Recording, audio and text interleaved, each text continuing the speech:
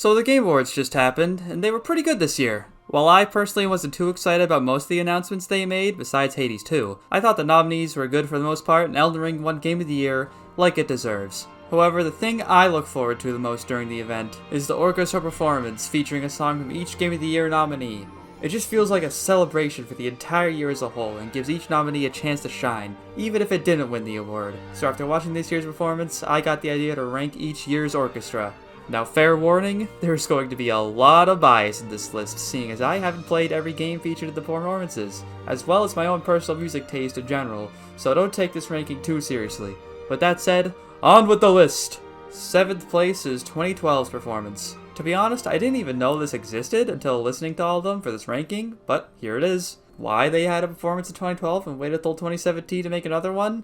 Kinda strange, but whatever. As for the performance itself, it was okay. Well, not bad by any means. I just didn't really feel like anything stuck out to me, or was that unique or interesting. It starts out pretty strong with a nice piano piece from Mass Effect 3, a Dishonored bit was pretty solid, but everything else just sounded slightly generic. But for a first attempt at something like this, I'd say they still did a pretty good job. 6th place is the 2017 performance, aka The Birth of Flute Guy. He'll be talked about later, don't you worry. This year's orchestra definitely sounded like the most jankiest out of all of them. The songs didn't blend well into each other all that much. Some of the songs went on a lot longer than others. Looking at you, Jump Up Superstar, and Rivers of the Desert does not work with the instruments they chose. So with all these problems, why did I rank it higher than 2012? Because the songs they had still slapped, goddammit. Getting to hear Breath of the Wild's theme was a treat, PUBG's bit was surprisingly good, and even a butchered Rivers of the Desert is still better than 90% of the songs in this entire list. And while I think it went on for a bit too long, saving Jump Up Superstar for last made it really sound like a good finale for the performance.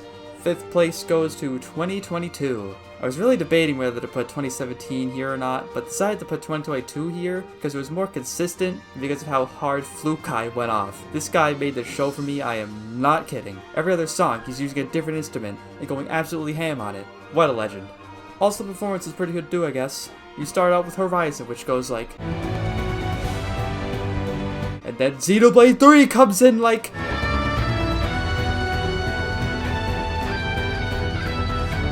Stray's bit had a bit of personality to it too, and you already know God of War and Elden Ring are gonna have good bits. If only we could see the song they would choose if Sonic Frontiers got nominated. Now that would be funny. 4th place is 2021. While I don't think this year it really had any big standout moments, except for one, it was still consistently good all throughout. Ratchet & Clank was fine, It Takes Two had a nice and whimsical, Psychonauts 2 was very solid, especially the... Deathloop had some nice guitar bits in it, but the thing that really hypes up this performance is Metroid Dread section. It just has so much energy and sounds so triumphant. Whenever I hear... it just makes me want to steal the nearest spaceship and go blast some aliens. It's so good! Unlike Rivers of the Desert, this is a song that is enhanced by the orchestral rendition. Really good show all around. 3rd place is 2019. Fun fact, this was the first year to feature the theme for the Game Awards. I actually like the theme a lot and think it's a good addition to the ceremony as a whole, but as for the performance this year, it was pretty similar to the previous one in terms of quality and consistency. What nudged it up higher was the singers. I don't know if this is a hot take or not, but I love it when they add vocals into the songs. It just gives it so much personality. I don't know what the heck the Control guy was singing, but I'd be lying if I said I wasn't bopping my head. And then you got Resident Evil 2 guy just absolutely killing it. Also Smash Ultimate section, very nice. 2nd place is 2018. Now this year was not only full of energy and personality, but was also diverse in instruments used. It starts out with synth techno theme for Celeste, and transitions into electric guitar for Assassin's Creed Odyssey. Of course, you also got God of War and Monster Hunter World feeling as triumphant as possible, but then we slow down for a bit with the good old rootin' tootin' western banjos, and other cowboy-inspired sounds for Red Dead. Top that up with some Spider-Man sprinkled in, you come out with one of the best orchestras in the list. But it's not the best, because that honor goes to 2020.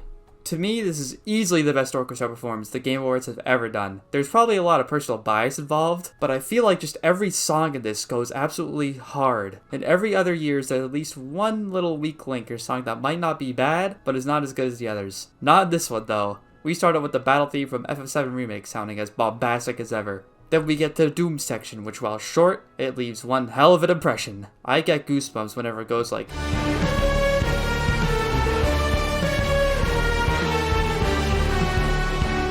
After that comes Ghost of Tsushima bit, which goes like... But then we slow it down for a bit.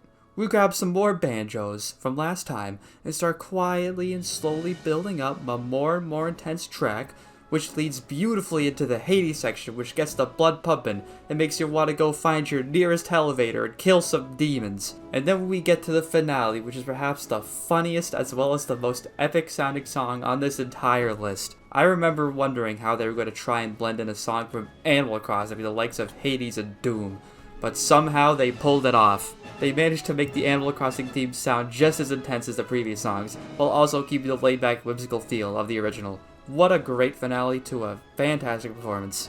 So that was my list for the Game Award Orchestra performances. I honestly have no idea what the general consensus is for like the best Game of the Year score is, so I'd really like to know what performances were your favorites in the comments below. But with that said, thanks for watching. See ya!